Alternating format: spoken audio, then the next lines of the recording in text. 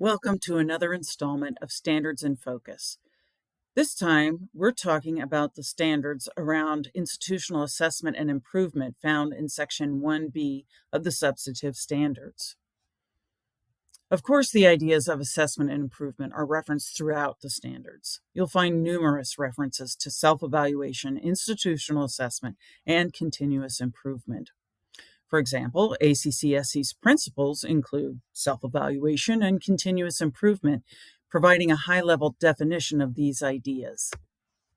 Also, one of the hallmarks of a quality school is being committed to continually assessing operations and seeking opportunities for improvement. And when it comes to the accreditation process for initial accreditation or renewing accreditation, the school self-evaluation is a key component of that process. Okay, so we get it. Self-evaluation. What are we assessing? The introduction to the standards of accreditation gives us the clue. The standards serve as the essentials against which the school studies and evaluates itself. You may have noticed that the self-evaluation report consists of the standards in question format.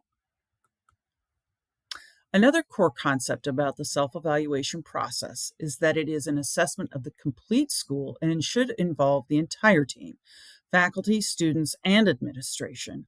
In fact, it works best to include both internal and external feedback.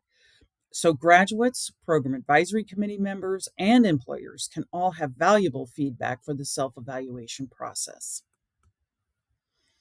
And because that process is so valuable in ensuring compliance with standards, it is not just an every so often task. It is a permanent function of a healthy school. And so the standards in Section 1 say that part of a good management is engaging in ongoing assessment and improvement activities. So let's start with the assessment piece of the process. Some of the things that institutional assessment can measure are mission fulfillment, including student achievement of outcomes, whether the school is adhering to its own policies and procedures, so internal compliance, if you will. You can measure compliance with external requirements such as ACCSC, and you can also measure progress towards the achievement of goals in a strategic plan. So when assessing for those ACCSC standards, of course, there is a very specific list of areas that must be addressed, which are part of that Section B standard. And you will see it is a list continued on the next page, and notice how closely this list mirrors the major areas of the substantive standards. So with the results of a comprehensive assessment, the school can identify successful areas and also areas in need of improvement or adjustment. So the next stage is to use those findings to engage in institutional improvement. Now, in this process, a school is able to determine its own best course of action and is not reliant on an outside agency to identify deficiencies or areas for improvement. Another benefit of this process is that the school is able to make decisions based on data rather than on gut feelings and wishful thinking. This helps ensure that solutions and improvements are targeted in a way that makes the most of the school's resources.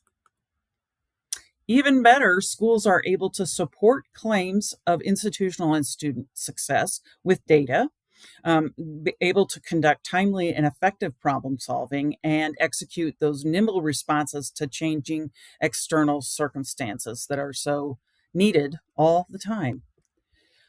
It wouldn't be an accreditation presentation if we didn't talk about documentation. However, I feel like there are benefits to the school in documentation beyond the requisite demonstrate compliance with standards. And that is the middle portion of the slide, which talks about creating a historic record. It's a valuable insight, not only for future managers, but for the current team as you go forward to ensure that your strategies are targeted to solutions that are going to make the most of your resources. So included in that standard is a footnote that outlines 2 best practices to consider when engaged in assessment and improvement activities. Not required, but something to think about. As I mentioned before, collecting information obtained both internally and externally provides a comprehensive evaluation that helps avoid blind spot bias. While the focus of the standard is on the actions of assessment and improvement, planning can also be a useful practice. Planning can be a way to organize data collected, conclusions drawn, and decisions made. A strategic plan can memorialize institutional goals and establish expected timelines for accomplishment. ACCSC has a monograph that is available on our website that's on institutional assessment and improvement planning that will provide a detailed description of how to conduct planning at your institution if you're interested in engaging in that process. So let's go with an example here of an institutional assessment and improvement process. So, this school, by examining its annual report outcomes data, finds that graduation rates are lower than last year. So, the school engages in assessment and improvement activities designed to improve retention rates.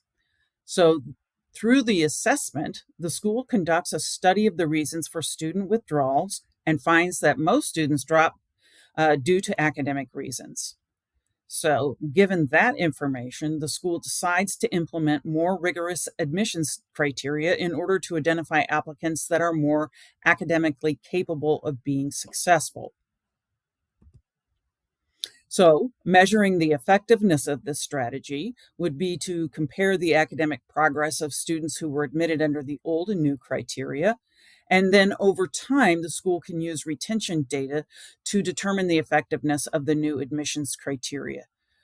Note that we are engaging in measurement prior to the next round of student graduation data so that we have more immediate results by which to gauge the effectiveness of our activities. So if we were going to document this example, we would have maybe the graduation and employment chart that documented the lower rate of student graduation, a copy of the reason for withdrawal study, maybe minutes of the meetings in which the data was discussed, possible actions were proposed, and new admission standards were developed. A copy of the new admissions policy in the school's policies and procedures manual, documentation of the new criteria and the file of each student admitted after the policy change, comparison of academic success between previous admissions criteria and new admissions criteria, and retention data for students admitted under the new criteria. While it might seem that institutional assessment and improvement is a luxury to be attended to only after the daily requirements of operating a school are addressed, this process is the driving force behind smooth operation, seamless course correction, and obstacle avoidance that will maximize the efficiency and effectiveness of your school.